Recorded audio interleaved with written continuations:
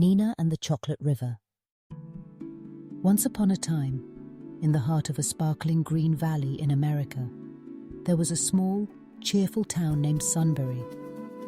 Nestled along the edge of this town was a winding river, its waters glistening under the warm sun. The townsfolk called it Willow Creek, and children loved to play by its banks, skipping stones and watching the dragonflies flit over the water. But none of them knew that deep within the woods, where the river began, lay a secret more magical than any of them could imagine. In this very town lived a curious little girl named Nina.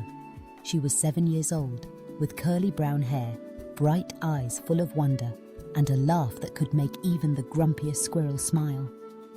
Nina loved adventures more than anything.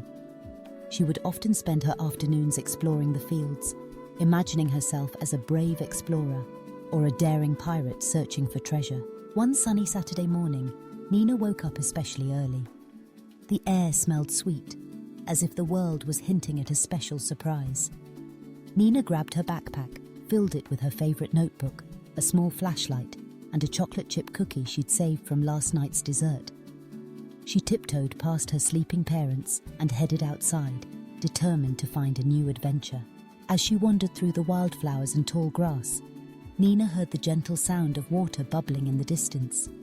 She followed the sound, pushing aside a curtain of willow branches, and found herself at the edge of Willow Creek.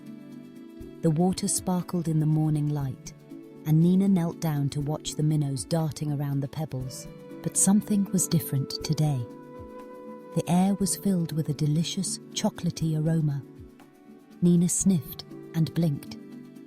Was she imagining it? She looked upstream, where the scent seemed strongest. Without a second thought, she set off along the riverbank, her heart pounding with excitement.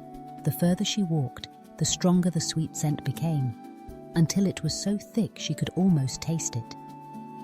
Suddenly, Nina noticed something odd. The water ahead was darker and richer in color, swirling with shades of brown and gold. She reached out a finger and touched the surface, then tasted it. To her astonishment, the water was sweet, creamy, and unmistakably chocolate. Nina's eyes grew wide with wonder. She had found a chocolate river. She looked around and saw that the woods had changed too. The trees here were taller, their leaves shaped like giant peppermint candies. Flowers bloomed in all shades of pink and purple, and the air was filled with the gentle hum of bees, who seemed to be sipping nectar from tiny cocoa pods. Nina skipped along the riverbank, marveling at her discovery. "I must be dreaming," she whispered. But the chocolate river was real, and it was calling her name. Suddenly, she heard a soft giggle from behind a bush. Nina tiptoed closer and peeked through the leaves. There, sitting on a rock, was a tiny creature, no bigger than her hand. It had shimmering wings, sparkling like sugar crystals, and wore a hat made from a walnut shell. "Hello," Nina said, her voice full of surprise. The little creature looked up and smiled. "Hello, Nina. Welcome to the secret heart of Willow Creek." Nina's eyes sparkled. "Who are you?" "I'm Pip, a chocolate sprite," the creature said, fluttering its wings. "Only those with the purest curiosity and kindest hearts can find our chocolate river." Nina grinned. "I can't believe I'm here. Is it really chocolate?" Pip nodded. "It's the sweetest, smoothest chocolate in the world, made by the laughter and dreams of children like you." Nina dipped her hands into the river and tasted the chocolate again. It was even better than before, rich and creamy, with hints of honey and vanilla. "Would you like to see where it comes from?" Pip asked, hopping onto her shoulder. "Yes, please," Nina exclaimed. They followed the river upstream, deeper into the magical woods. The path wound through trees with branches, dripping marshmallow vines and bushes bursting with candy fruits. Birds with licorice feathers sang cheerful songs, and squirrels with caramel tails scampered overhead. Finally, they reached a clearing at the river's source. In the center stood a magnificent chocolate fountain, taller than Nina's house, gushing streams of milk, dark and white chocolate. Around it danced dozens of sprites like Pip, each with sparkling wings and hats made from nuts and candy wrappers. This is the heart of the chocolate river, Pip explained. Every day, we gather the laughter of children and the sweetness of happy memories to make our chocolate. Nina watched in awe as the sprites sang and danced, their voices blending into a melody that echoed through the woods. The fountain bubbled and flowed, sending ripples of chocolate downstream. "Would you like to help us?" Pip asked. Nina nodded eagerly. "What can I do?" Pip handed her a small golden spoon. "All you have to do is share a happy memory or a wish. The chocolate becomes sweeter with every good thought." Nina closed her eyes and thought of her family, her friends, and the adventures she loved. She remembered the time she built a snowman with her little brother, the picnics with her parents, and the stories her grandmother told her at bedtime. She whispered her memories into the spoon and stirred the fountain. Suddenly, the chocolate sparkled and shimmered, sending waves of happiness through the clearing. The sprites cheered and danced even faster, and the chocolate river bubbled with delight. "Thank you, Nina," Pip said. "Your memories will make our chocolate sweeter for everyone who tastes it." Nina beamed with pride. She felt warm and joyful inside, knowing she had helped bring happiness to others. As the sun began to set, Pip led Nina back to the edge of the magical woods. "You can come back whenever you wish," Pip said. "Just follow the scent of chocolate and listen to your heart." Nina waved goodbye to Pip and the other sprites, then skipped home, her backpack a little heavier. When she opened it, she found a small jar filled with chocolate from the river, tied with a ribbon and a note. "For sweet dreams and happy days." That night, as Nina snuggled into bed, she smiled and whispered, "Thank you, Pip." The scent of chocolate filled her room, and she drifted off into dreams of magical rivers and sparkling sprites.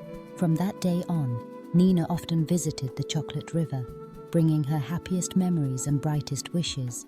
And though she never told anyone the secret of Willow Creek's magical heart, the people of Sunbury often wondered why Nina's laughter was even sweeter, and why the air sometimes smelled like chocolate on the warmest afternoons. And so, the chocolate river flowed on, a hidden delight in the heart of the woods, waiting for the next curious child with a kind heart to discover its magic. But that is only the beginning of Nina's adventures. One sunny morning not long after her first visit, Nina returned to Willow Creek. She followed the chocolatey aroma upstream, her heart skipping with excitement.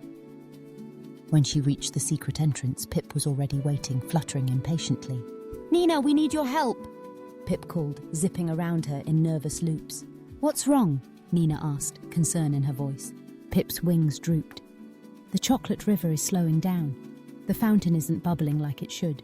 Without the laughter and happy memories of children, the magic is fading." Nina thought for a moment. "Maybe we can invite more children to share their happy memories." Pip shook his head.